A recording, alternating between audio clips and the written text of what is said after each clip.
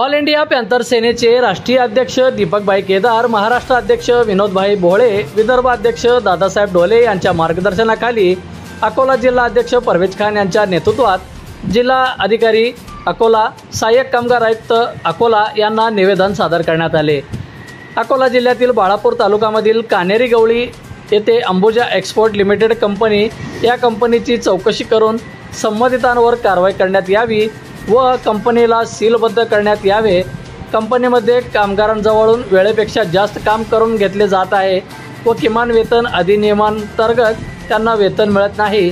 बेरोजगार झालेल्या कामगारांना बेरोजगार भत्ता देण्यात यावा, पण तसे होत नाही, त्यांच्यावर अन्याय होत आहे। येथे बालकामगार काम करत आहेत, कोणी कामगारांनी आवाज उठवला तर त्याला दमदाटी करून त्रास दिला जात आहे। व्यवस्थापन त्याला नाहक त्रास देत आहेत। कंपनीचा CCTV फुटेज तपासून चौकशी करण्यात यावी व कामगारांना न्याय मिळवून द्यावा या मागणीसाठी निवेदन सादर करण्यात आले। यावेळी जिल्हा संघटक संजय पावनमारे, जिल्हा कार्यकारिणी सदस्य अश्विन नरवाडे, पॅन्थर महिला नेते पूजा जाधव, पॅन्थर प्रफुल्ल वाघ आदी पदाधिकारी यावेळी उपस्थित होते। आज ऑल इंडिया पॅन्थर सेना अकोला जिल्ह्याच्या वतीने आम्ही सहाय्यक कामगार आयुक्त अकोला, जिल्हाधिकारी साहेब अकोला यांना निवेदन सादर केले आहे।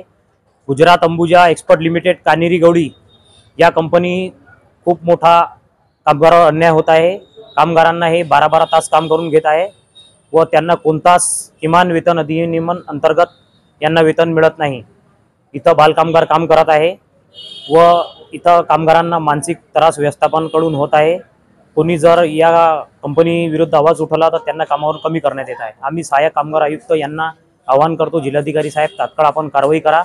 2024 या वर्षाचे कंपनीचे CCTV फुटेज तपासा व ऑडिट करून या कंपनीला सीलबद्ध करा, अन्यथा कंपनीची एकी गाडी आम्ही रस्त्यावर फिरू देणार नाही, हा इशारा यावेळी आम्ही देत आहोत।